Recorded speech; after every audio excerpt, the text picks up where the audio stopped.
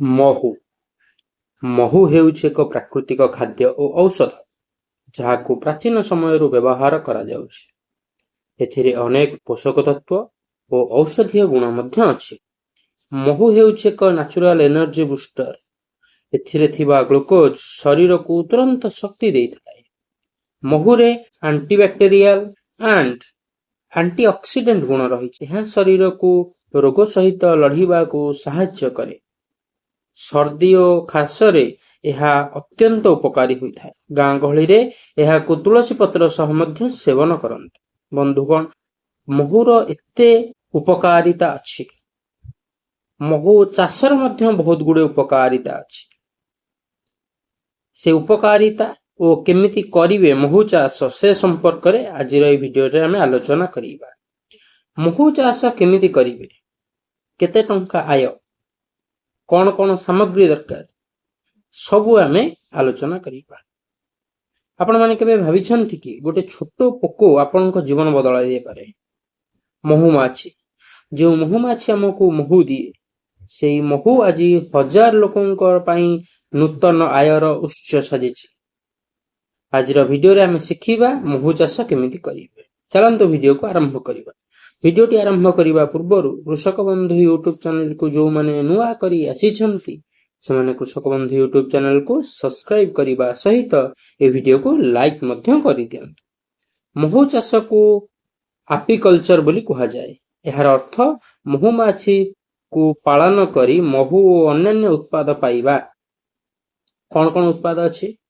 ମହୁ, ଫାଷ୍ଟ ମହୁ, ତାପରେ କଣ ନା ଭି ୱାକ୍ସ, ତାପରେ ରୟାଲ ଜେଲି। ମହୁ ଚାଷ ଛୋଟ ଜମିରେ ମଧ୍ୟ କରିପାରିବେ। ଏହା ଏକ ସର୍ବଶ୍ରେଷ୍ଠ ଲୋ ଇନଭେଷ୍ଟମେଣ୍ଟ ବ୍ୟବସାୟ।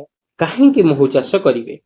କାରଣ କମ ଖର୍ଚ୍ଚ, ଏଥିରେ ଅଧିକ ଲାଭ। ଜମି କମ ଦରକାର, ବେଶୀ ଜମି ଦରକାର ନାହିଁ। ପ୍ରକୃତି ସହିତ ଆପଣ କାମ କରିପାରିବେ। ପୋଲିନେସନ ଦ୍ୱାରା ଫସଲ ମଧ୍ୟ ବୃଦ୍ଧି ପାଇବା।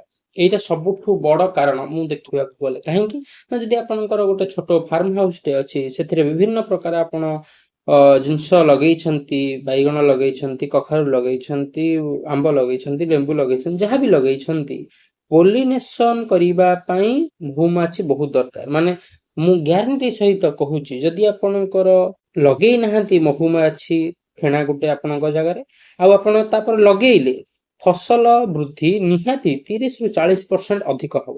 କାହିଁକିନା ଯୋଉ ସଙ୍ଗମ, ପରାଗ ସଙ୍ଗମ, ତାହା ମହୁମାଛିଙ୍କ ଦ୍ୱାରା ଶୀଘ୍ର ହୋଇପାରେ ଓ ସଠିକ ଭାବରେ ମଧ୍ୟ। ତାପରେ କଣ ଆମେ ଜାଣିବା, ମହୁମାଛିର ପ୍ରକାର। ଭାରତରେ ପ୍ରାୟ 4 ପ୍ରକାର ମହୁମାଛି ମିଳେ। 4 ପ୍ରକାର ମହୁମାଛି। ବଡ ମାଛି ଗୋଟେ କହନ୍ତି, ଇଣ୍ଡିଆନ ବି ଗୋଟେ କହନ୍ତି, ଇଟାଲିଆନ ବି ଗୋଟେ କହନ୍ତି, ଆଉ ଗୋଟେ ଛୋଟ ମାଛି ମଧ୍ୟ କହନ୍ତି। ତାର କମର୍ସିଆଲ ନାଁ ମୁଁ ଡିସ୍କ୍ରିପସନରେ ଦେଇଦେବି କିମ୍ବା ସ୍କ୍ରିନରେ ବି ଆପଣ ଦେଖିପାରୁଥିବେ। ଚାଷ ପାଇଁ ଏପିସ୍ ମେଲିଫେରିଆ ସର୍ବୋତ୍ତମ, ଯୋଉ ଇଟାଲିଆନ ବି କହନ୍ତି। ଇଣ୍ଡିଆନ ପାଇଁ କମର୍ସିଆଲ ଚାଷ ପାଇଁ ଏପିସ୍ ମେଲିଫେରିଆ ସର୍ବୋତ୍ତମ, ଇଟାଲିଆନ ବି ଯାହାକୁ କହନ୍ତି। ଏବେ ଆମେ ଜାଣିବା ଆବଶ୍ୟକ ସାମଗ୍ରୀ କଣ। ମହୁମାଛି ଚାଷରେ ବା ମହୁ ଚାଷରେ ଆବଶ୍ୟକ ସାମଗ୍ରୀ ହେଉଛି ଗୋଟେ ବି ବକ୍ସ, ଗୋଟେ କାଠର ବକ୍ସ ଦରକାର। ତା ଭିତରେ ଫ୍ରେମ ଥିବା ଦରକାର। ଫ୍ରେମ ମାନେ କଣ? ସ୍କ୍ରିନରେ ଦେଖିପାରୁଥିବେ। ଏଇ ଫ୍ରେମରେ ଆପଣଙ୍କର ମହୁମାଛି ତାର ଘର କରିବ ବା ତାର ଫେଣାଟା ଗଢିବ।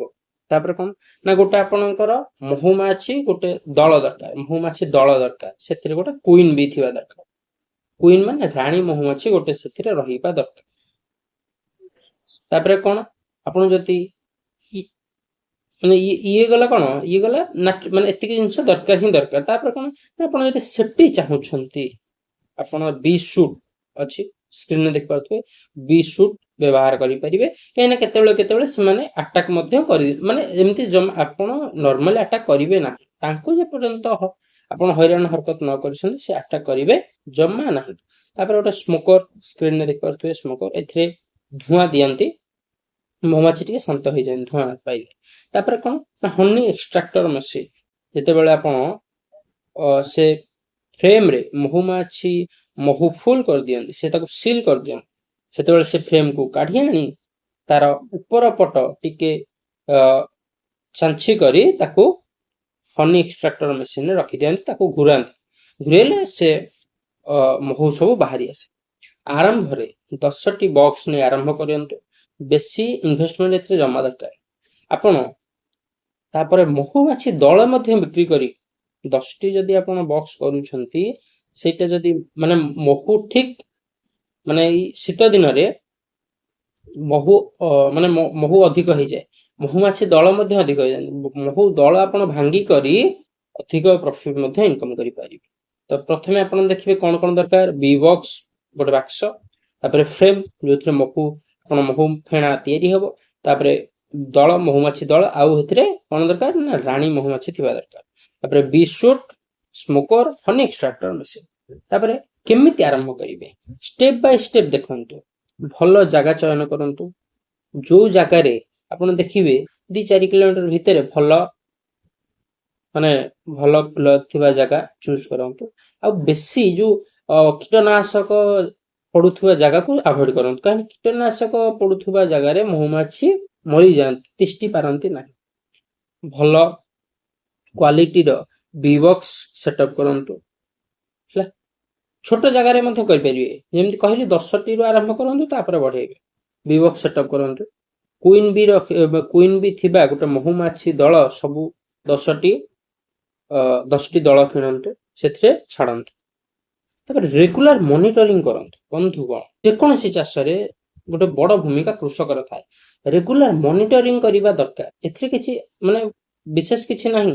ଡେଲି ଅଧଘଣ୍ଟା ସକାଳେ ଉଠିବେ, ଆପଣଙ୍କ ନିତ୍ୟକ୍ରମ ସାରି ଅଧଘଣ୍ଟା ସେଠି ଦେଖିବେ କଣ କେମିତି ଅଛନ୍ତି ସେମାନେ, କଣ ତାଙ୍କୁ ପ୍ରୋବ୍ଲେମ ହଉଛି। ମହୁମାଛିକୁ ଡିଷ୍ଟର୍ବ କରିବେନି, ଶାନ୍ତ ଭାବେ କାମ କରନ୍ତୁ। କିଛି ତା ସହ ବେଶୀ ଡିଷ୍ଟର୍ବାନ୍ସ ତାଙ୍କୁ ଭଲ, କାରଣ ନ୍ୟାଚୁରାଲ ପ୍ରୋସେସରେ ହବ, ପ୍ରାକୃତିକ ଭାବେ ଏଟା ସବୁ ହୁଏ। ମହୁମାଛି ପାଇଁ ମୁଖ୍ୟ ଖାଦ୍ୟ ହେଉଛି ଫୁଲ ରସ।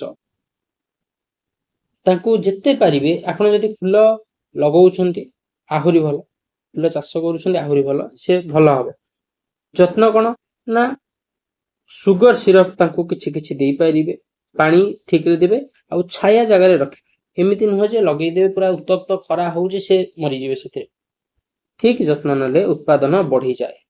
ମହୁ ସଂଗ୍ରହ 2-3 ମାସ ପରେ ଆପଣ ମହୁ ସଂଗ୍ରହ କରିପାରିବେ। ପ୍ରକ୍ରିୟା କଣ ନା ଫ୍ରେମକୁ ବାହାର କରନ୍ତୁ, ସେ ବକ୍ସରୁ ଏକ୍ସଟ୍ରାକ୍ଟର ମେସିନ ଦ୍ୱାରା ରଖନ୍ତୁ, ଆଉ ତାକୁ ଘୁରେଇଲେ ମହୁ ବାହାରିଯିବ। ତାକୁ ଫିଲ୍ଟର କରିଦେବେ, ତାକୁ ଛାଣିଦେବେ।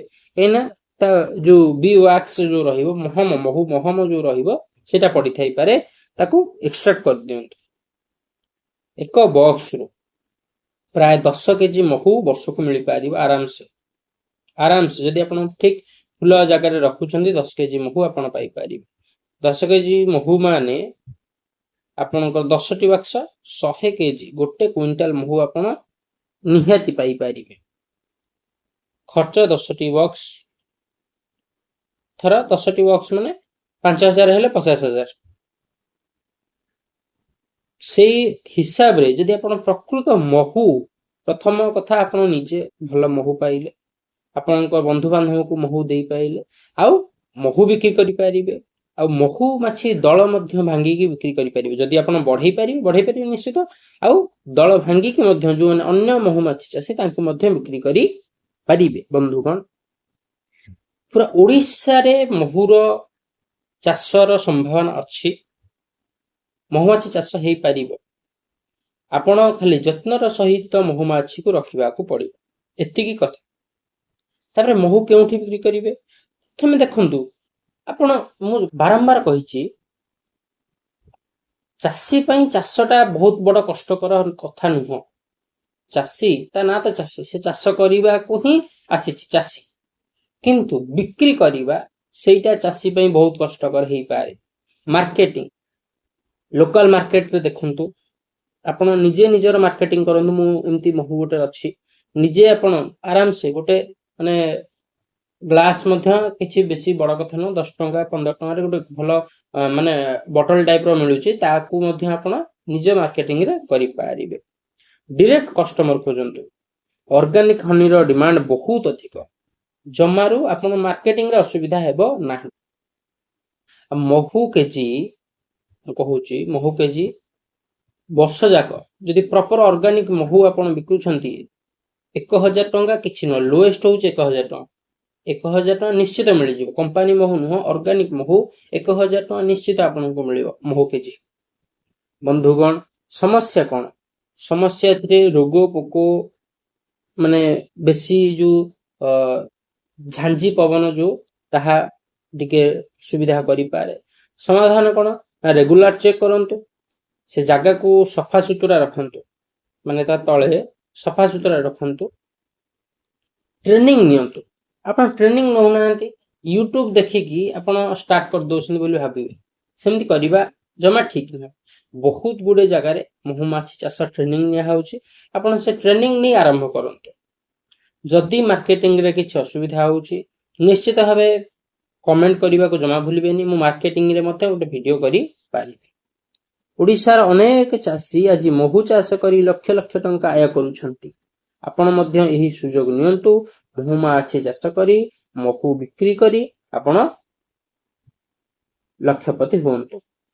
ମହୁ ଚାଷ ଗୋଟେ ଭଲ ଅବସର, ଆଜି ଆରମ୍ଭ କରନ୍ତୁ, ଆସନ୍ତାକାଲି ସଫଳ ହୁଅନ୍ତୁ। ଭିଡିଓଟି ଭଲ ଲାଗିଥିଲେ ଭିଡିଓକୁ ଲାଇକ୍ କରିବାକୁ ଭୁଲିବେନି, ଭିଡିଓକୁ ସେୟାର କରିଦେବେ ନିଜ ବନ୍ଧୁମାନଙ୍କ ସହ ଏବଂ କୃଷକ ବନ୍ଧୁ ୟୁଟ୍ୟୁବ ଚ୍ୟାନେଲକୁ ସବସ୍କ୍ରାଇବ ମଧ୍ୟ କରିଦେବେ। ନମସ୍କାର ବନ୍ଧୁଗଣ, ଜୟ ଯବାନ ଜୟ କିଷାନ।